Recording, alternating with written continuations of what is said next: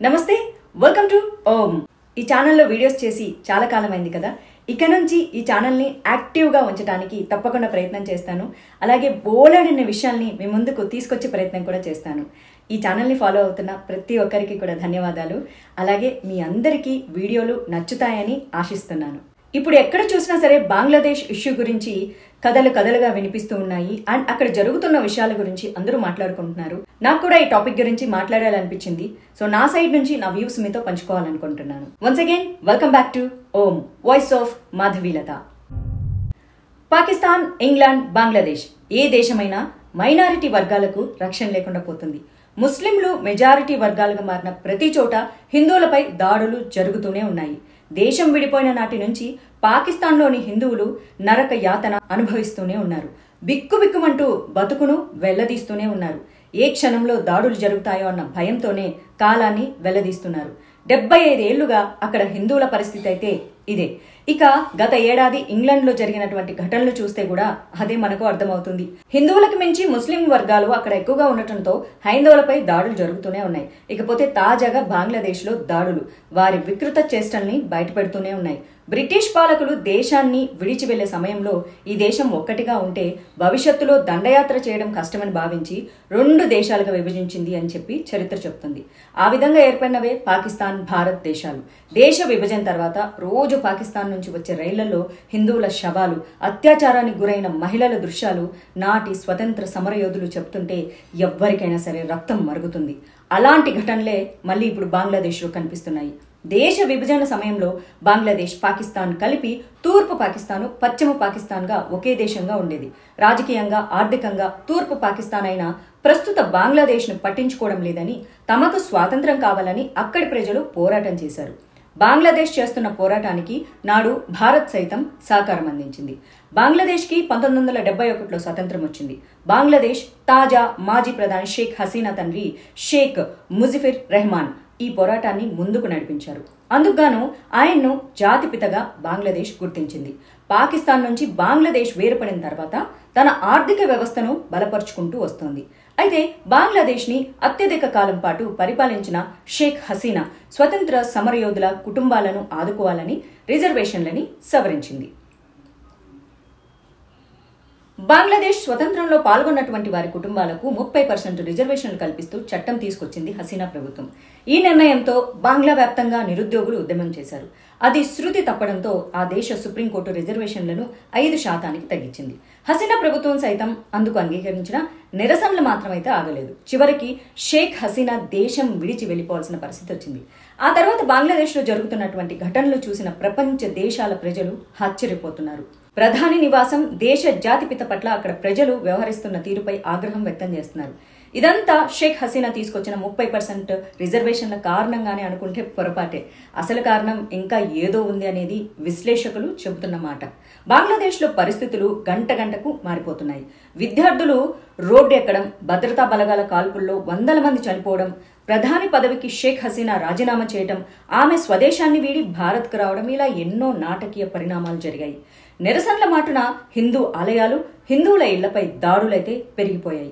ఎంతగా అంటే ఆ దేశానికి పేరు తీసుకువచ్చిన హిందువుల ఇళ్లను సైతం ధ్వంసం చేసేందుకు ఏమాత్రం వెనకాట్లేదు అక్కడి ప్రజలు. బంగ్లాదేశ్ క్రికెటర్ లిటన్ దాస్ ఇంటిని సైతం అక్కడి ఆందోళనకారులు తగలబెట్టారు. దేశం తరపున ఆడి ఎన్నో విజయాల్లో కీలక పాత్ర పోషించిన వారిని సైతం ఆందోళనకారులు విడిచిపెట్టడం లేదు. బంగ్లాదేశ్లోని హిందూ గాయకుడైనటువంటి రాహుల్ ఆనంద్ ఇంటిని సైతం ముస్లింలు దోచుకున్నారు.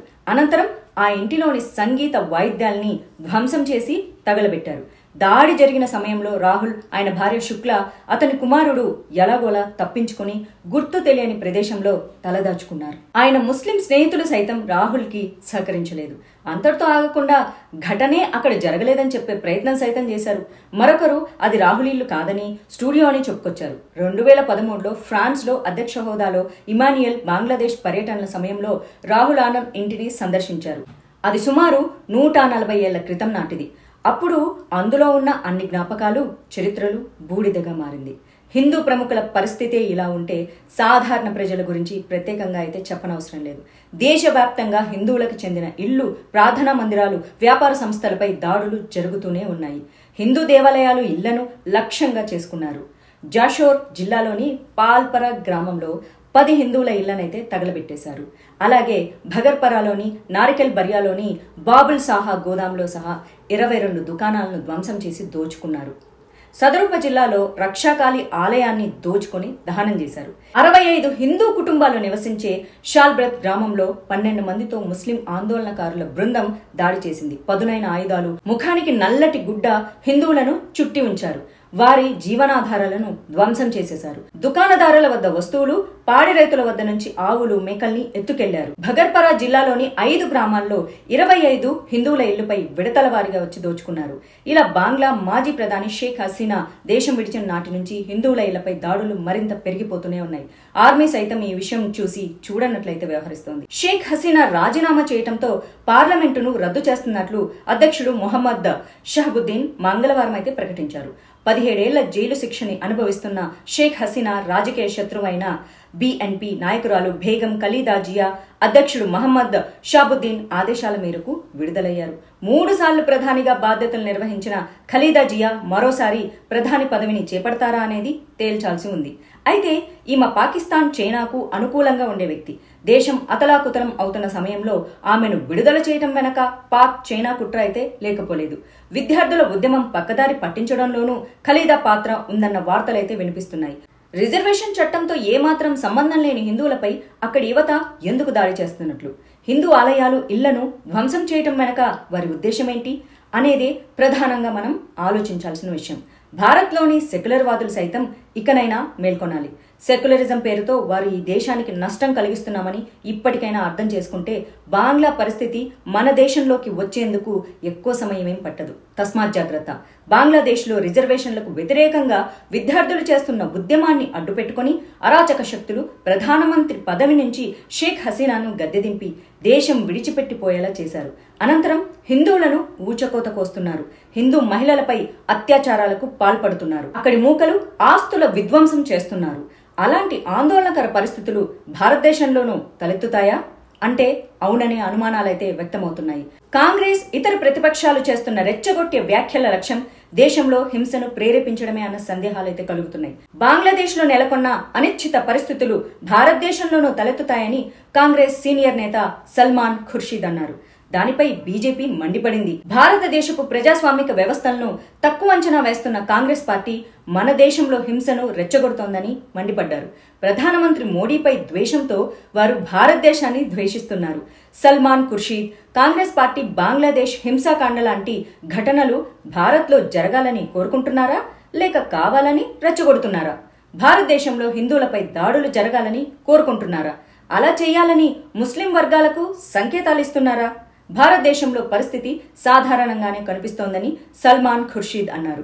ఇక్కడ బంగ్లాదేశ్ తరహాలో ప్రభుత్వ వ్యతిరేక నిరసనలు జరగొచ్చు అని తెలిపారు. కశ్మీర్లో అంత బాగానే ఉన్నట్లు కనిపించొచ్చని, ఢిల్లీలోనూ అంతానే బాగున్నట్లు అనిపించొచ్చని, విజయం సాధించామని వాళ్ళు సంబరాలు చేసుకుంటూ ఉండవచ్చన్నారు. అయితే ఆ విజయం నామమాత్రమే అని, ఇంకా చాలా సాధించాలని కొందరు అనుకుంటున్నారని చెప్పారు. కానీ వాస్తవం ఏంటంటే పైకి కనిపిస్తున్న దాని కింద ఇంకొకటి ఉంది. వాస్తవంగా బంగ్లాదేశ్లో జరిగిందే ఇక్కడ సైతం జరగవచ్చని హెచ్చరిస్తున్నారు. అయితే మన దేశంలోనూ ఏదో ఒక రోజు బంగ్లాదేశ్లో లాగా ఇక్కడ సైతం పేలిపోకుండా ఉండదన్నారు. ఢిల్లీలో జరిగిన ఓ సమావేశంలో సల్మాన్ ఖుర్షీద్ ఈ వ్యాఖ్యలు చేశారు. కేంద్రంలో భారతీయ జనతా పార్టీ 3వసారి అధికారంలోకి రావడాన్ని ఇండి కూటమి నేతలైతే జీర్ణించుకోలేకపోతున్నారు.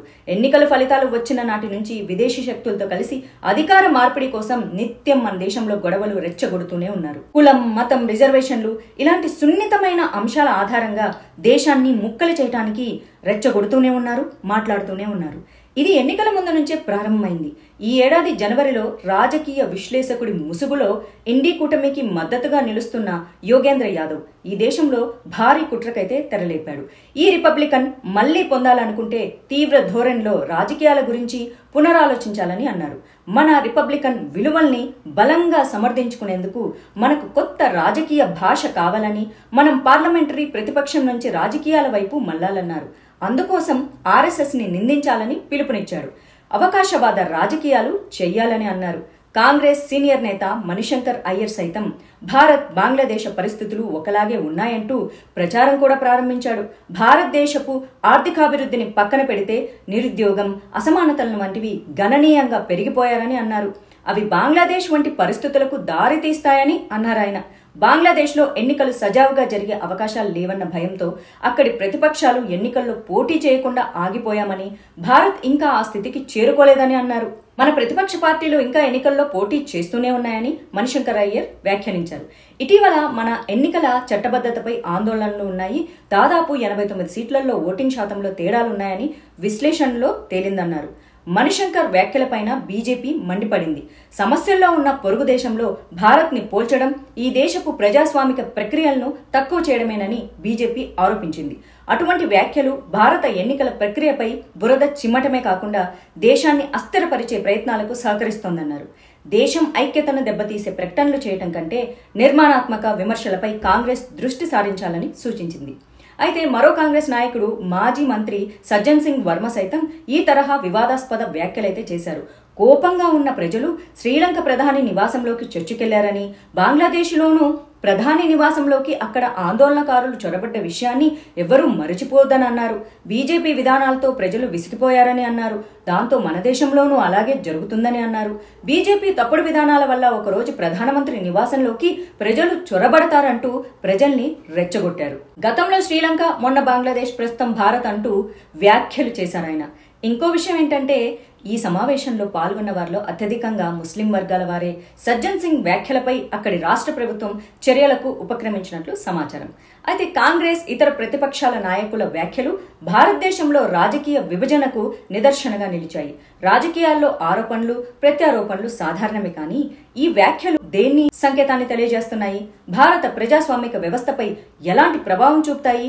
వివాదాలు రెచ్చగొట్టి హింసాకాండను ప్రోత్సహించే ప్రతిపక్షాలు అసలు వ్యూహమేంటి అని ఆలోచిస్తే కాంగ్రెస్, దాని మిత్రపక్షాలు ఎటువైపు దేశాన్ని తీసుకువెళ్లే ప్రయత్నం చేస్తున్నాయన్న విషయం అయితే అర్థమవుతుంది. బంగ్లాదేశ్లో రిజర్వేషన్ల అంశంతో ప్రారంభమైన నిరసన కట్టు తప్పి అదుపులేని హింసాకాండగా మారి చివరికి హిందూ వ్యతిరేక మారణ కాండగా మారింది. హిందువుల ఆస్తులు, హిందూ మందిరాలు మాత్రమే లక్ష్యంగా చేసుకుంటూ ఉగ్ర దాడిగా రూపుదాల్చింది.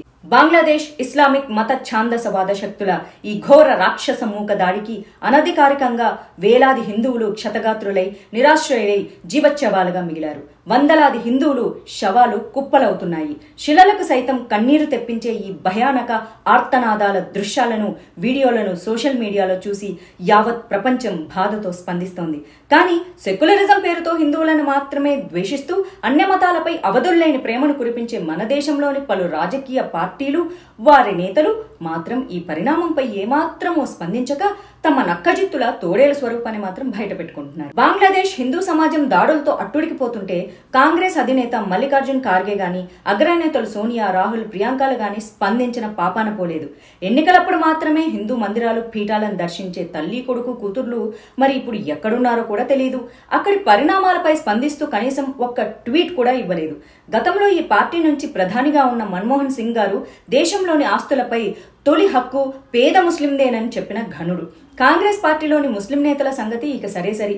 వీరికి బంగ్లాదేశ్ హిందువుల వేదన వినిపిస్తుందని అనుకోవడం హిందువులకి అత్యాశ అవుతుంది.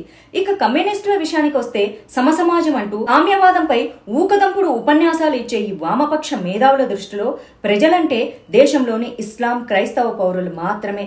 వారికి ఏమైనా చిన్నపాటి బాధ కలిగితే చాలు ముందుగా కమ్యూనిస్టు నేతలు కుతకుతలాడిపోతారు. దేశంలోని హిందూ సమాజం బాధలైతే వీరికి అస్సలు కనిపించవు.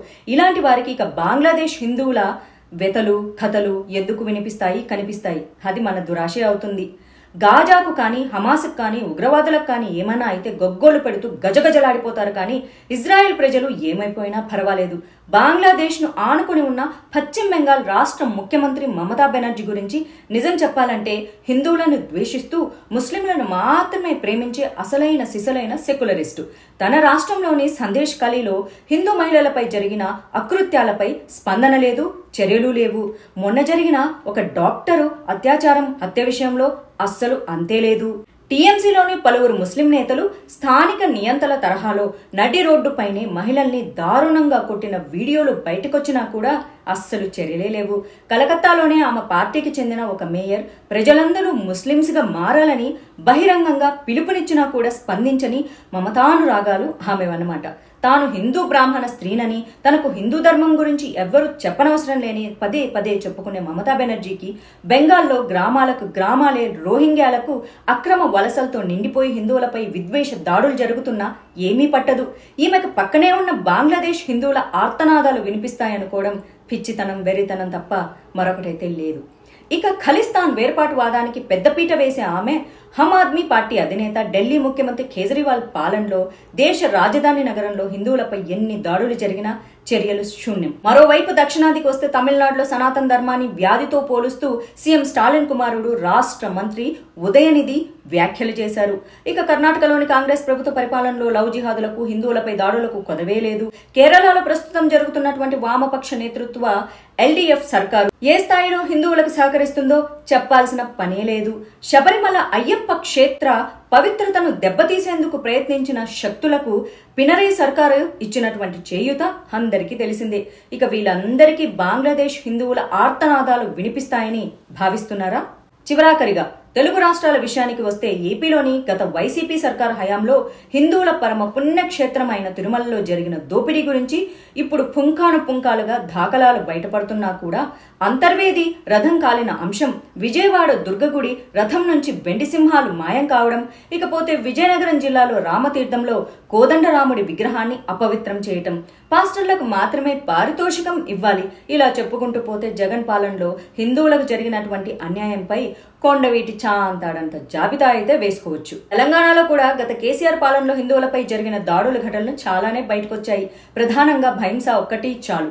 నేడు బంగ్లాదేశ్ లో హిందువుల దీనస్థితిపై కేసీఆర్ గాని కేటీఆర్ గాని స్పందిస్తారనుకోవడం ఖచ్చితంగా పెరితనమే అవుతుంది. తెలంగాణలో ప్రస్తుత కాంగ్రెస్ సర్కార్ హయాంలో చోటు చేసుకున్న జైనూర్, చెంగిచెర్ల ఘటనలు నేటి పరిస్థితిని చెప్పకనే చెబుతున్నాయి. మరోపక్క హైదరాబాద్ నవాబుల్లాగా పోజులిచ్చే ఓవైసీ సోదరుల హిందూ ద్వేషం గురించి లెక్కలేనంత వీడియో కంటెంట్ ఇంటర్నెట్ నిండా సర్క్యులేట్ అవుతూనే ఉంటుంది. పాలస్తీనా ప్రజలు, ఘాజా పౌరులు తప్ప బంగ్లాదేశ్ హిందువుల దుస్థితి మాకెందుకులే, మనకెందుకులే అనుకునే తీరు వీలది. ఇలా కాంగ్రెస్, కమ్యూనిస్ట్, ఆప్, టీఎంసీ, డీఎంకే, వైసీపీ, టీఆర్ఎస్ తదితర జాతీయ పార్టీలు, రాజకీయ పార్టీలు వేటిని తీసుకున్న హిందువుల ఓట్లు కావాలి తప్ప హిందువుల క్షేమం అవసరమే లేదు. ఈ పార్టీ నేతలు, నాయకులు చాలా మంది స్వయంగా హిందువులయ్యండి కూడా స్వదేశంలోనే హిందువుల క్షేమాన్ని వీళ్ళు కాంక్షించరు. వీరి దృష్టిలో ముస్లింలు, క్రైస్తవులు మాత్రమే మనుషులు. ఇలాంటి పార్టీలు, నేతల నుంచి బంగ్లాదేశ్ హిందువుల సానుభూతిని ఆశించడం అయితే మహాపాపం, ఘోరమైన నేరం. బంగ్లాదేశ్ ఒకప్పుడు దేశ అంతర్భాగమేనని, అక్కడ కూడా మన హిందూ ధర్మం, మన సంస్కృతి మూలాలు ఉన్నాయనే స్పృహ ఈ నేతలెవ్వరికీ లేదు. 70 ఏళ్లలో జరిగిన ఈ ఘోరానికి కారణం ఒక వర్గమని అందరికీ తెలుసు. స్వదేశంలో ఇలాంటి పరిణామాలు పెచ్చరిల్లకుండా చూడాల్సిన బాధ్యత వీరిది కాదా? ఇలాంటి రాజకీయ నేతల వ్యాఖ్యలు, ద్వేషపూరిత ప్రసంగాలు ప్రజల్లో దేశ వ్యతిరేకత, సమాజ వ్యతిరేకతను నింపుతున్నాయి. ఇలాంటి వాటి ఫలితమే బంగ్లాదేశ్ హిందువుల ఊచకోత. ఈ పరిస్థితుల్లో హిందూ సమాజం తమకు రక్షణగా తామే ఉండాలి, చూసుకోవాలి. అందుకోసం ప్రపంచ వ్యాప్తంగా హిందువులు ఏకం కావాలి. ఆ దిశగా పటిష్టమైన వ్యవస్థను నిర్మించుకొని విశ్వ శ్రేయస్సును కాంక్షించే సనాతన ధర్మాన్ని నిలబెట్టుకోవాలి. ఇదే మన తక్షణ కర్తవ్యం. ఈ వీడియో నచ్చితే లైక్ చేయండి, షేర్ చేయండి. మీరు లైక్ చేస్తే ఎక్కువ మందికి రీచ్ అవుతుంది. మళ్ళీ ఒక మంచి వీడియోతో మీ ముందుకు వస్తాను. అంతవరకు సెలవు. నమస్తే.